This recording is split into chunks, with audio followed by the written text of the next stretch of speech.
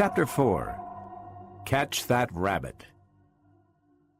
The vacation was longer than 2 weeks. That Mike Donovan had to admit. It had been 6 months, with pay.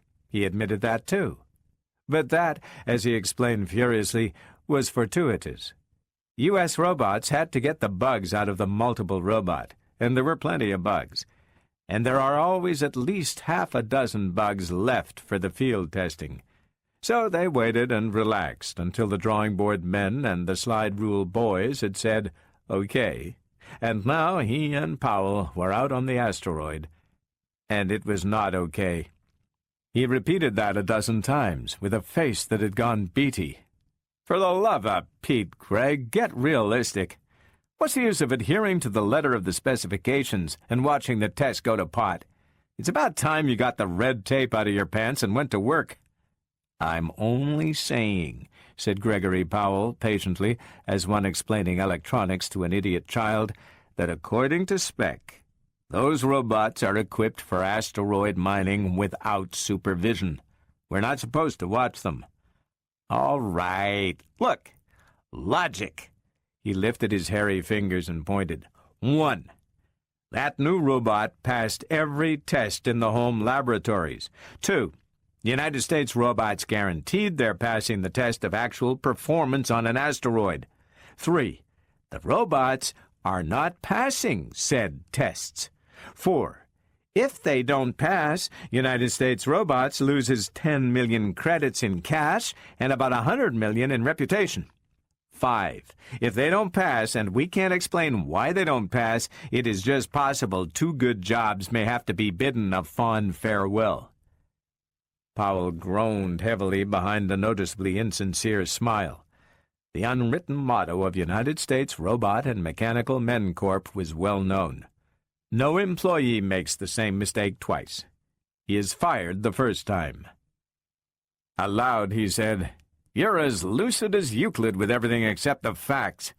You've watched that robot group for 3 shifts, you redhead, and they did their work perfectly. You said so yourself. What else can we do? Find out what's wrong, that's what we can do. So they did work perfectly when I watched them, but on 3 different occasions when I didn't watch them, they didn't bring in any ore. They didn't even come back on schedule. I had to go after them.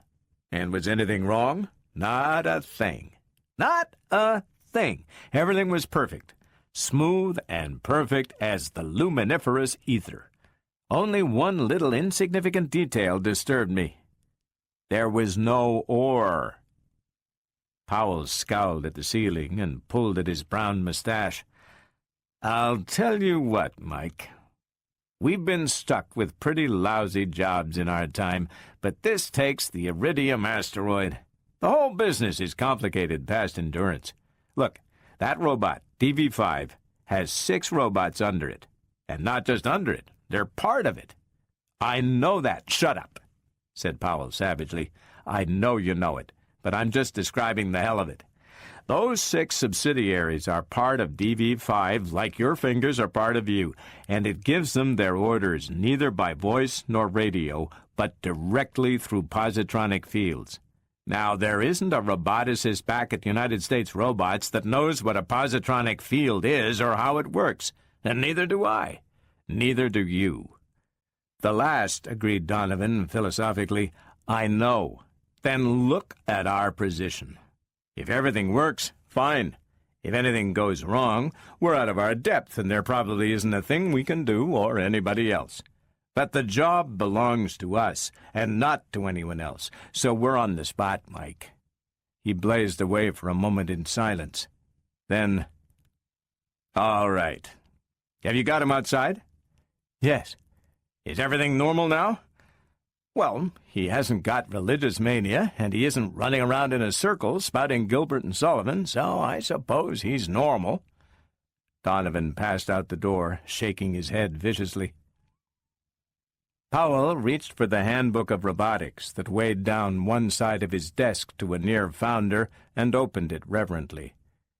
He had once jumped out of the window of a burning house, dressed only in shorts and the handbook. In a pinch, he would have skipped the shorts. The handbook was propped up before him when Robot DV5 entered.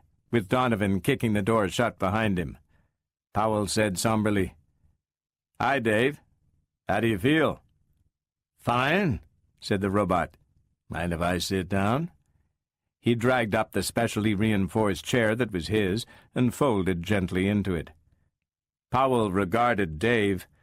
Laymen might think of robots by their serial numbers, roboticists never, with approval. It was not overmassive by any means, in spite of its construction as thinking unit of an integrated 7-unit robot team. It was 7 feet tall and a half-ton of metal and electricity. A lot? Not when that half-ton has to be a mass of condensers, circuits, relays, and vacuum cells that can handle practically any psychological reaction known to humans.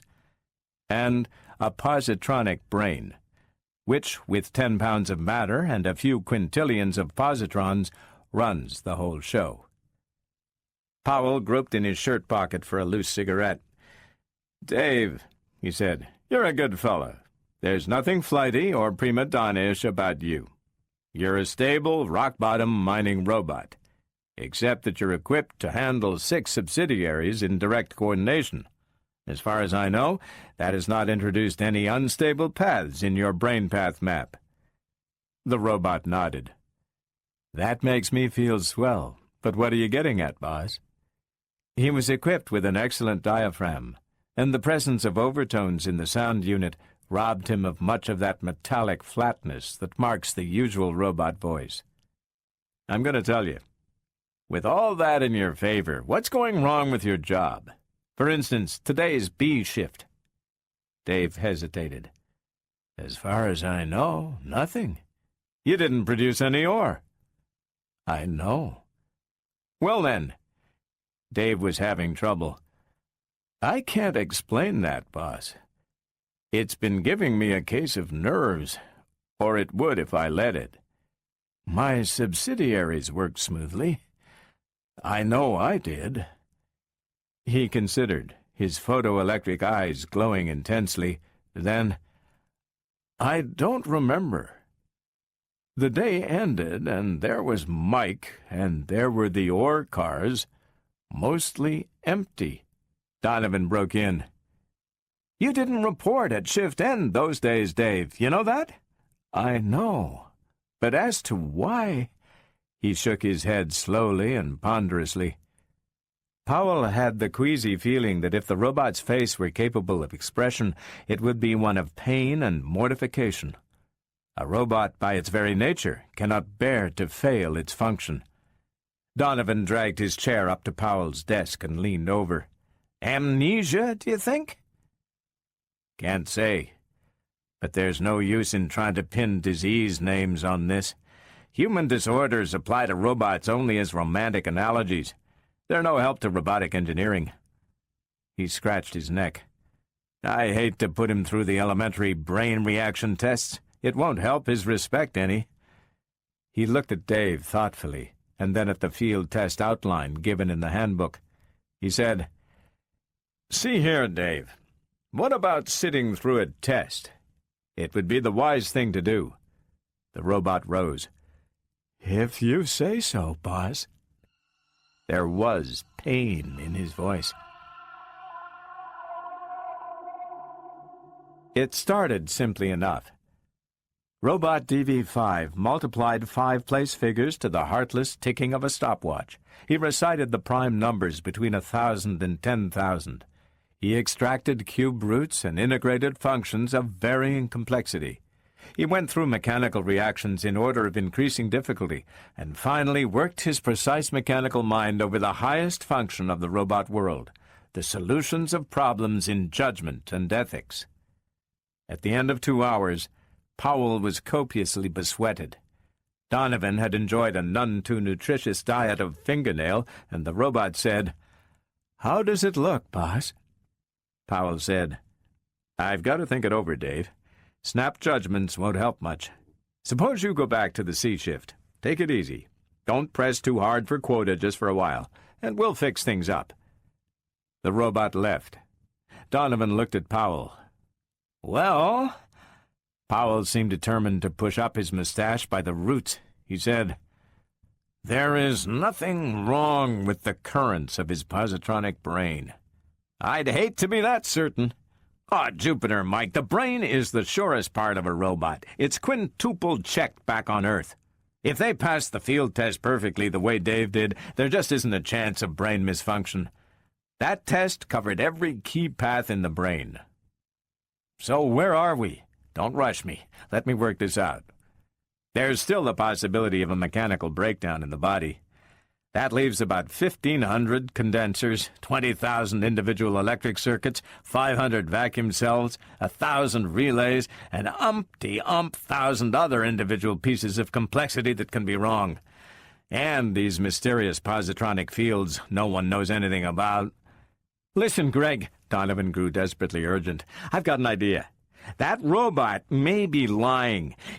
Robots can't knowingly lie, you fool. Now, if we had the McCormick-Wesley tester, we could check each individual item in his body within 24 to 48 hours. But the only two MW testers existing are on Earth, and they weigh 10 tons, are on concrete foundations, and can't be moved. Isn't that peachy? Donovan pounded the desk. But, Greg, he only goes wrong when we're not around. There's something sinister about that. He punctuated the sentence with slams of fist against desk. You, said Powell, slowly, make me sick. You've been reading adventure novels. What I want to know, shouted Donovan, is what we're going to do about it. I'll tell you. I'm going to install a visiplate right over my desk, right on the wall over there. See? He jabbed a vicious finger at the spot. And then I'm going to focus it at whatever part of the mind is being worked. And I'm going to watch. That's all. That's all? Greg, Powell rose from his chair and leaned his balled fists on the desk. Mike, I'm having a hard time. His voice was weary. For a week you've been plaguing me about Dave. You say he's gone wrong. Do you know how he's gone wrong? No. Do you know what shape this wrongness takes? No. Do you know what brings it on? No. Do you know what snaps him out? No. Do you know anything about it? No. Do I know anything about it? No. So what do you want me to do? Donovan's arm swept outward in a vague, grandiose gesture. You got me. So I tell you again, before we do anything toward a cure, we've got to find out what the disease is in the first place. The first step in cooking rabbit stew is catching the rabbit. Well, we've got to catch that rabbit. Now get out of here.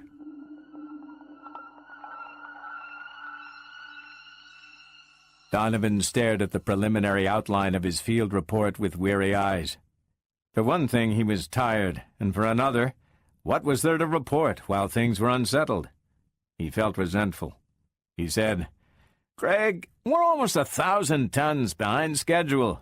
You, replied Powell, never looking up, are telling me something I don't know? What I want to know, said Donovan in sudden savagery, is why we're always tangled up with new type robots. I finally decided that the robots that were good enough for my great-uncle on my mother's side are good enough for me. I'm for what's tried and true. The test of time is what counts. Good, solid, old-fashioned robots that never go wrong. Powell threw a book with perfect aim, and Donovan went tumbling off his seat. Your job, said Powell evenly, for the last 5 years has been to test new robots under actual working conditions for United States robots. Because you and I have been so injudicious as to display proficiency at the task, we've been rewarded with the dirtiest jobs. That, he jabbed holes in the air with his finger in Donovan's direction, is your work. You've been griping about it from personal memory since about 5 minutes after United States robots signed you up. Why don't you resign? Well, I'll tell you. Donovan rolled onto his stomach and took a firm grip on his wild red hair to hold his head up. There's a certain principle involved. After all, as a troubleshooter, I've played a part in the development of new robots. There's the principle of aiding scientific advance. But don't get me wrong. It's not the principle that keeps me going. It's the money they pay us. Greg! Powell jumped at Donovan's wild shout, and his eyes followed the redheads to the visiplate, where they goggled in fixed horror. He whispered, "Holy, howling Jupiter!" Donovan scrambled breathlessly to his feet. "Look at them, Greg! They've gone nuts!" Powell said, "Get a pair of suits. We're going out there." He watched the posturings of the robots on the visiplate. They were bronzy gleams of smooth motion against the shadowy crags of the airless asteroid. There was a marching formation now, and in their own dim body light, the rough-hewn walls of the mine tunnel swam past noiselessly, checkered with misty, erratic blobs of shadow. They marched in unison, 7 of them, with Dave at their head. They wheeled and turned in macabre simultaneity and melted through changes of formation with the weird ease of chorus dancers in Lunar Bowl. Donovan was back with the suits. "They've gone jingo on us, Greg. That's a military march." "For all you know," was the cold response, "it may be a series of calisthenic exercises, or Dave may be under the hallucination of being a dancing master. Just you think first and don't bother to speak afterward, either." Donovan scowled and slipped a detonator into the empty side holster with an ostentatious shove. He said, "Anyway, there you are. So, we work with new model robots. It's our job, granted, but answer me one question. Why does something invariably go wrong with them?" "Because," said Powell somberly, "we are accursed. Let's go." Far ahead through the thick velvety blackness of the corridors that reached past the illuminated circles of their flashlights, robot light twinkled. "There they are," breathed Donovan. Powell whispered tensely, "I've been trying to get him by radio, but he doesn't answer. The radio circuit is probably out. Then I'm glad the designers haven't worked out robots who can work in total darkness yet. I'd hate to have to find 7 mad robots in a black pit without radio communication if they weren't lit up like blasted radioactive Christmas trees. Crawl up on the ledge above, Mike. They're coming this way, and I want to watch them at close range." "Can you make it?" Donovan made the jump with a grunt. Gravity was considerably below Earth normal, but with a heavy suit, the advantage was not too great, and the ledge meant a near 10-foot jump. Powell followed. The column of robots was trailing Dave single file. In mechanical rhythm, they converted to double and returned to single in different order. It was repeated over and over again, and Dave never turned his head. Dave was within 20 feet when the play-acting ceased. The subsidiary robots broke formation, waited a moment, then clattered off into the distance, very rapidly. Dave looked after them, then slowly sat down. He rested his head in one hand in a very human gesture. His voice sounded in Powell's earphones. "Are you there, boss?" Powell beckoned to Donovan and hopped off the ledge. "Okay, Dave. What's been going on?" The robot shook his head. "I don't know. One moment I was handling a tough outcropping in Tunnel 17, and the next I was aware of humans close by, and I found myself half a mile down main stem."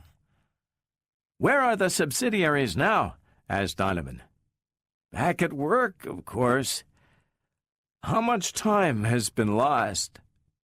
"Not much. Forget it." Then to Donovan, Powell added, "Stay with him the rest of the shift. Then come back. I've got a couple of ideas." It was 3 hours before Donovan returned. He looked tired. Powell said, "How did it go?" Donovan shrugged wearily. "Nothing ever goes wrong when you watch them. Throw me a butt, will you?" The redhead lit it with exaggerated care and blew a careful smoke ring. He said, "I've been working it out, Greg. You know, Dave has a queer background for a robot.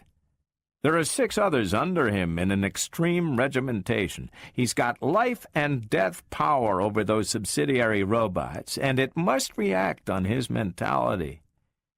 Suppose he finds it necessary to emphasize this power as a concession to his ego. Get to the point. It's right here. Suppose we have militarism. Suppose he's fashioning himself an army.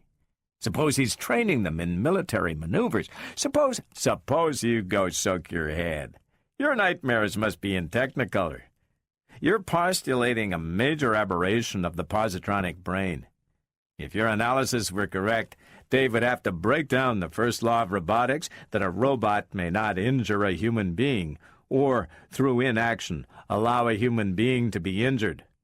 The type of militaristic attitude and domineering ego you propose must have as the end point of its logical implications domination of humans.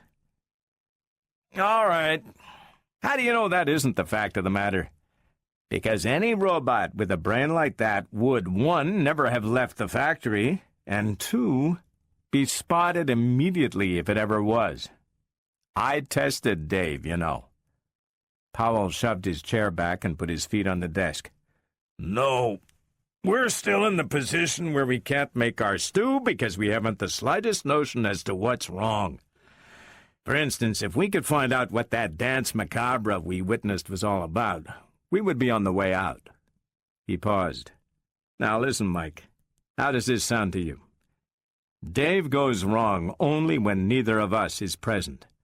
And when he is wrong, the arrival of either of us snaps him out of it. I once told you that was sinister. Don't interrupt. How is a robot different when humans are not present? The answer is obvious. There is a larger requirement of personal initiative. In that case, look for the body parts that are affected by the new requirements. Golly! Donovan sat up straight, then subsided. No, not enough. It's too broad. It doesn't cut the possibilities much. Can't help that. In any case, there's no danger of not making quota. We'll take shifts watching those robots through the visor. Anytime anything goes wrong, we get to the scene of action immediately. That will put them right. But the robots will fail spec anyway, Greg. United States robots can't market DV models with a report like that. Obviously. We've got to locate the error in makeup and correct it. And we've got 10 days to do it in. Powell scratched his head. The trouble is, well, you had better look at the blueprints yourself. The blueprints covered the floor like a carpet, and Donovan crawled over the face of them, following Powell's erratic pencil. Powell said, Here's where you come in, Mike. You're the body specialist, and I want you to check me. I've been trying to cut out all circuits not involved in the personal initiative hookup. Right here, for instance, is the trunk artery involving mechanical operations. I cut out all routine side routes as emergency divisions. He looked up. What do you think? Donovan had a very bad taste in his mouth. The job's not that simple, Greg.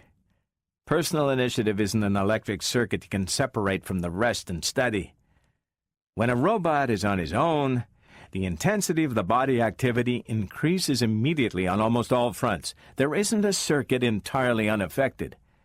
What must be done is to locate the particular condition, a very specific condition, that throws him off, and then start eliminating circuits. Powell got up and dusted himself. All right, take away the blueprints and burn them. Donovan said, You see? When activity intensifies, anything can happen, given one single faulty part. Insulation breaks down, a condenser spills over, a connection sparks, a coil overheats, and if you work blind, with the whole robot to choose from, you'll never find the bad spot. If you take Dave apart and test every point of his body mechanism one by one, putting him together each time and trying him out, all right, I can see through a porthole too. They faced each other hopelessly, and then Powell said cautiously, Suppose we interview one of the subsidiaries. Neither Powell nor Donovan had ever had previous occasion to talk to a finger.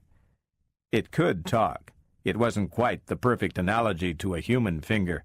In fact, it had a fairly developed brain, but that brain was tuned primarily to the reception of orders via positronic field, and its reaction to independent stimuli was rather fumbling.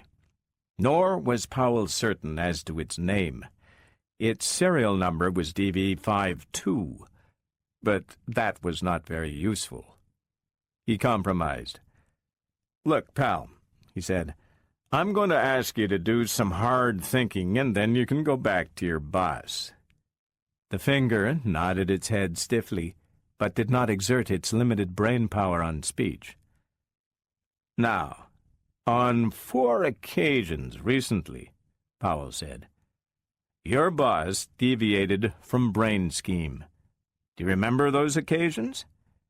"Yes, sir," Donovan growled angrily. "He remembers. I tell you, there is something very sinister." "Oh, go bash your skull. Of course the finger remembers. There is nothing wrong with him." Powell turned back to the robot. "What were you doing each time? I mean the whole group."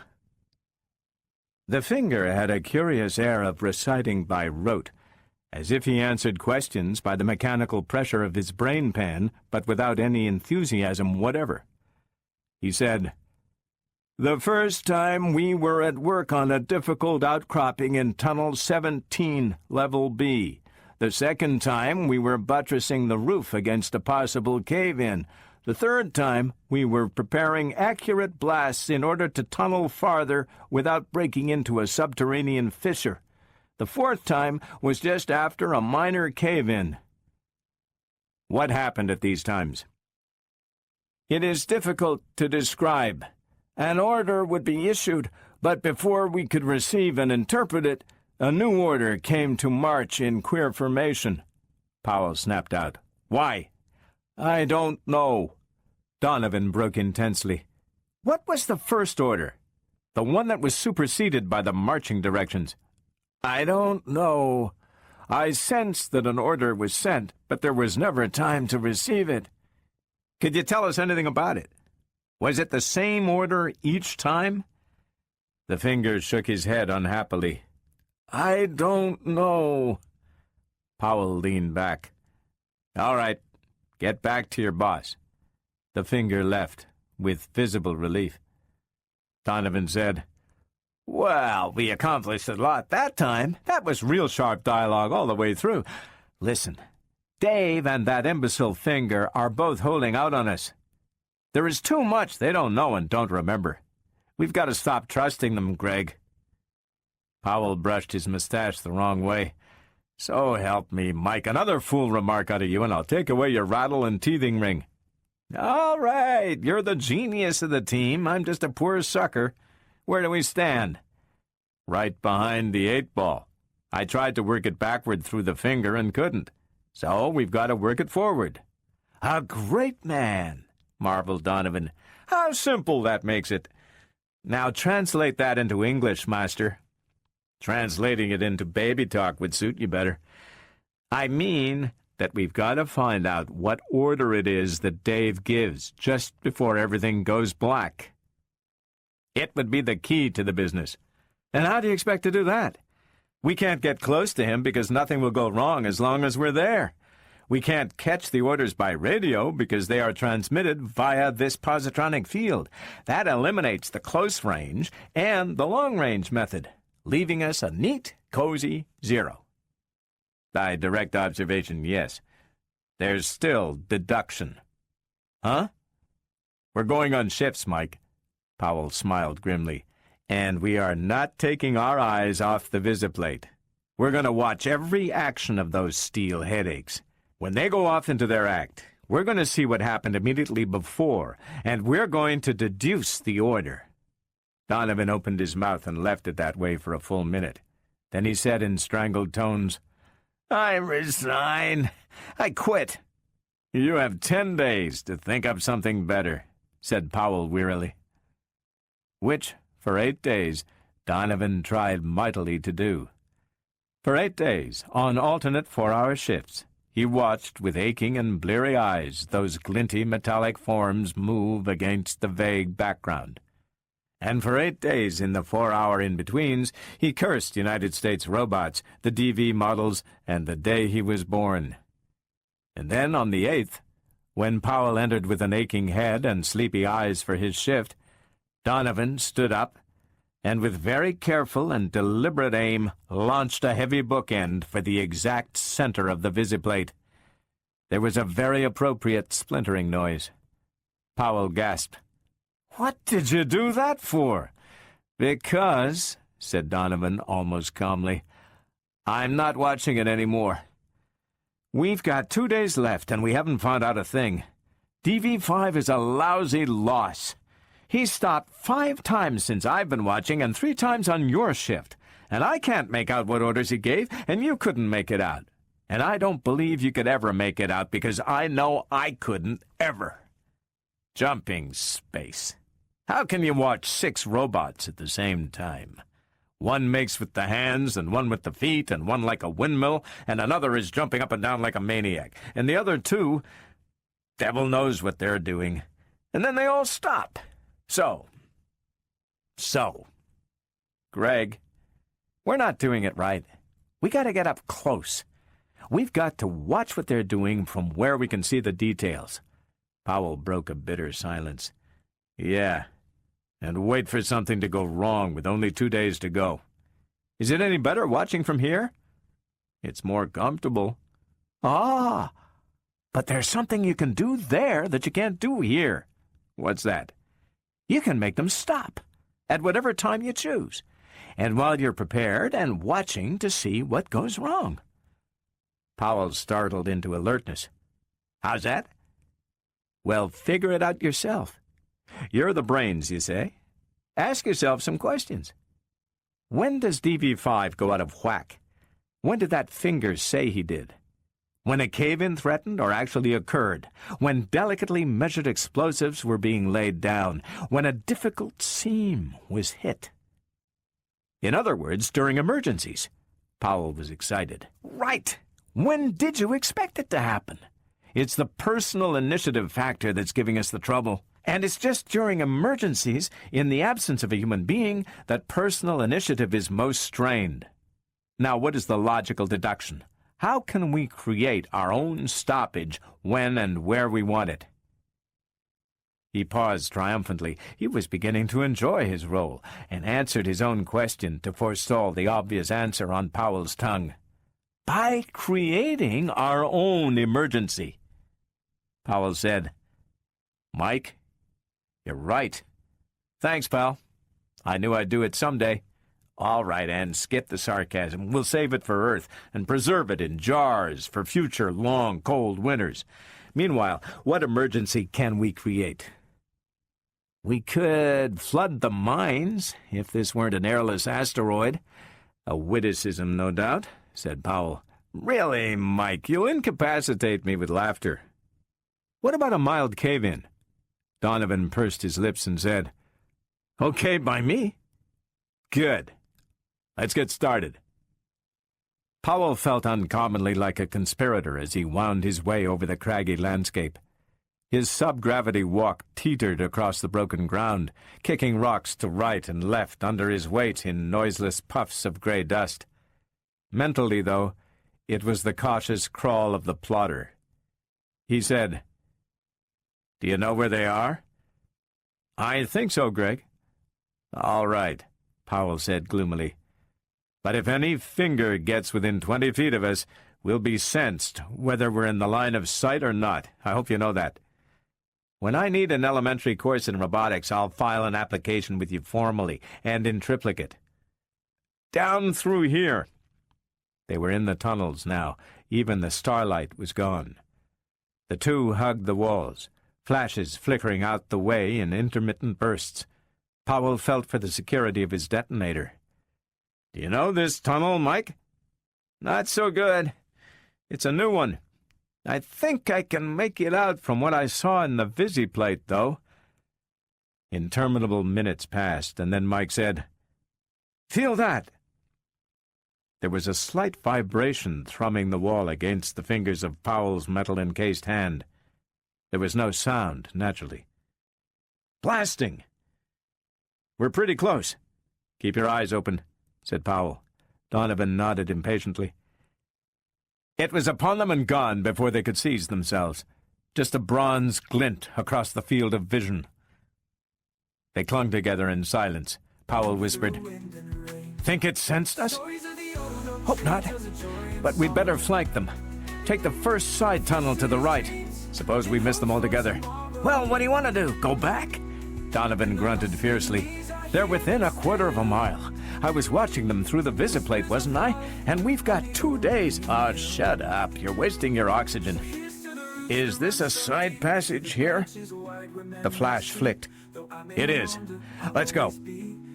The vibration was considerably more marked, and the ground below shuddered uneasily. "This is good," said Donovan. "If it doesn't give out on us, though." He flung his light ahead anxiously. They could touch the roof of the tunnel with a half-upstretched hand, and the bracings had been newly placed. Donovan hesitated. "Dead end. Let's go back." "No, hold on." Powell squeezed clumsily past. "Is that light ahead?" "Light? I don't see any. Where would there be light down here?" "Robot light." He was scrambling up a gentle incline on hands and knees. His voice was hoarse and anxious in Donovan's ears. "Hey, Mike! Come up here!" There was light. Donovan crawled up and over Powell's outstretched legs. "An opening?" "Yes. They must be working into this tunnel from the other side now, I think." Donovan felt the ragged edges of the opening that looked out into what the cautious flashlight showed to be a larger and obviously main-stem tunnel. The hole was too small for a man to go through. Almost too small for 2 men to look through simultaneously. "There's nothing there," said Donovan. "Well, not now, but there must have been a second ago, or we wouldn't have seen light. Watch out!" The walls rolled about them, and they felt the impact. A fine dust showered down. Powell lifted a cautious head and looked again. "All right, Mike. They're there." The glittering robots clustered 50 feet down the main stem. Metal arms labored mightily at the rubbish heap brought down by the last blast. Donovan urged eagerly, "Don't waste time. It won't be long before they get through, and the next blast may get us." "For Pete's sake, don't rush me."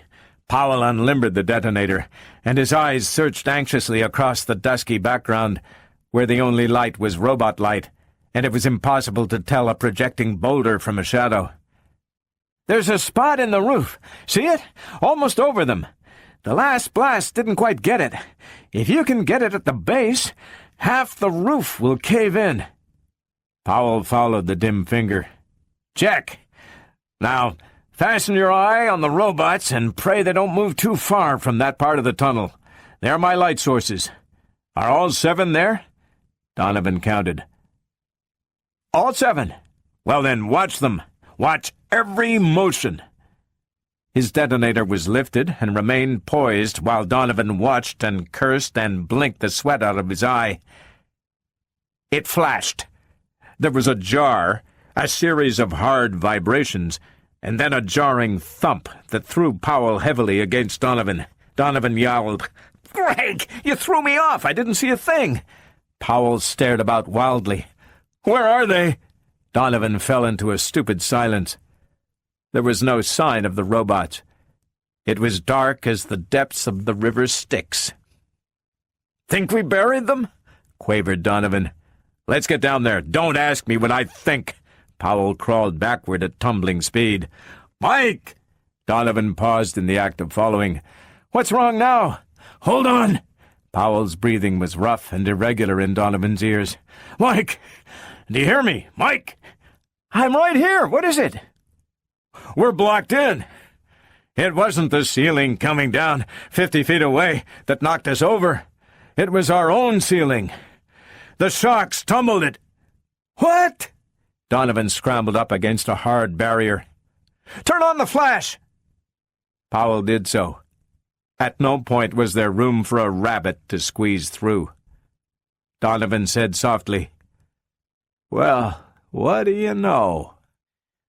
They wasted a few moments and some muscular power in an effort to move the blocking barrier. Powell varied this by wrenching at the edges of the original hole. For a moment, Powell lifted his blaster. But in those close quarters, a flash would be suicide, and he knew it. He sat down. "You know, Mike," he said, "we've really messed this up. We are no nearer finding out what's wrong with Dave. It was a good idea, but it blew up in our face." Donovan's glance was bitter, with an intensity totally wasted on the darkness. "I hate to disturb you, old man, but quite apart from what we know or don't know of Dave, we're slightly trapped. If we don't get loose, fella, we're going to die. D-I-E, die. How much oxygen have we anyway? Not more than 6 hours." "I've thought of that." Powell's fingers went up to his long-suffering mustache and clanged uselessly against the transparent visor. "Of course, we could get Dave to dig us out easily in that time, except that our precious emergency must have thrown him off, and his radio circuit is out. And isn't that nice?"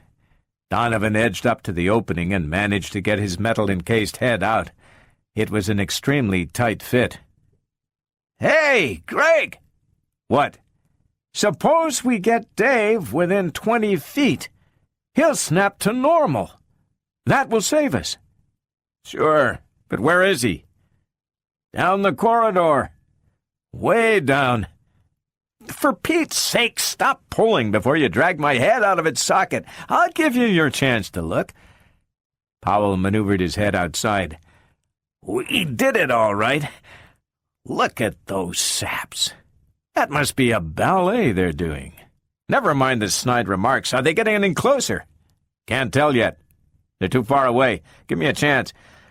Pass me my flash, will you? I'll try to attract their attention that way." He gave up after 2 minutes. "Not a chance. They must be blind." "Uh-oh. They're starting toward us." "What do you know?" Donovan said. Hey, let me see." There was a silent scuffle. Powell said, "All right," and Donovan got his head out. They were approaching. Dave was high-stepping the way in front, and the 6 fingers were a weaving chorus line behind him. Donovan marveled. "What are they doing? That's what I want to know. It looks like the Virginia reel. And Dave's a major domo, or I never saw one." Leave me alone with your descriptions," grumbled Powell. "How near are they?" "Within 50 feet and coming this way. We'll be out in 15 minutes. Oh! Hey! What's going on?" It took Powell several seconds to recover from his stunned astonishment at Donovan's vocal gyrations. "Come on! Give me a chance at that hole. Don't be a hog about it." He fought his way upward, but Donovan kicked wildly. "They did an about-face, Greg. They're leaving. Dave! Hey! Dave!" Powell shrieked. "What's the use of that, you fool? Sound won't carry." "Well, then," panted Donovan, "kick the walls, slam them, get some vibration started. We've got to attract their attention somehow, Greg, or we're through." He pounded like a madman. Powell shook him. "Wait, Mike. Wait. Listen, I've got an idea. Jumping Jupiter, this is a fine time to get around to the simple solutions." "Mike! What do you want?" Donovan pulled his head in. "Let me in there fast before they get out of range." "Out of range? What are you going to do?" "Hey, what are you going to do with that detonator?" He grabbed Powell's arm. Powell shook off the grip violently. "I'm going to do a little shooting." "Why?" "That's for later. Let's see if it works first. If it doesn't, then get out of the way and let me shoot." The robots were flickers, small and getting smaller, in the distance. Powell lined up the sights tensely and pulled the trigger 3 times. He lowered the gun and peered anxiously. One of the subsidiaries was down. There were only 6 gleaming figures now. Powell called into his transmitter uncertainly. "Dave?" A pause. Then the answer sounded to both men. "Boss, where are you?" "My 3rd subsidiary has had his chest blown in. He's out of commission." "Never mind your subsidiary," said Powell. "We're trapped in a cave-in where you were blasting. Can you see our flashlight?" "Sure. We'll be right there." Powell sat back and relaxed. "That my friend, is that?" Donovan said very softly with tears in his voice. "All right, Greg. You win. I beat my forehead against the ground before your feet. Now don't feed me any bull. Just tell me quietly what it's all about." "Easy. It's just that all through we missed the obvious, as usual. We knew it was the personal initiative circuit, and that it always happened during emergencies, but we kept looking for a specific order as the cause. Why should it be an order? Why not? Well, look. Why not a type of order? What type of order requires the most initiative? What type of order would occur almost always only in an emergency? Don't ask me, Greg. Tell me. I'm doing it. It's the six-way order. Under all ordinary conditions, one or more of the fingers would be doing routine tasks requiring no close supervision. In the sort of offhand way our bodies handle the routine walking motions. But in an emergency, all six subsidiaries must be mobilized immediately and simultaneously. Dave must handle 6 robots at a time, and something gives. The rest was easy. Any decrease in initiative required, such as the arrival of humans, snaps him back. So, I destroyed one of the robots. When I did, he was transmitting only the 5-way orders. Initiative decreases? He's normal. "How did you get all that?" demanded Donovan. "Just logical guessing. I tried it and it worked." The robot's voice was in their ears again. "Here I am. Can you hold out half an hour?" "Easy," said Powell. Then to Donovan he continued, "And now the job should be simple. We'll go through the circuits and check off each part that gets an extra workout in a 6-way order as against a 5-way. How big a field does that leave us?"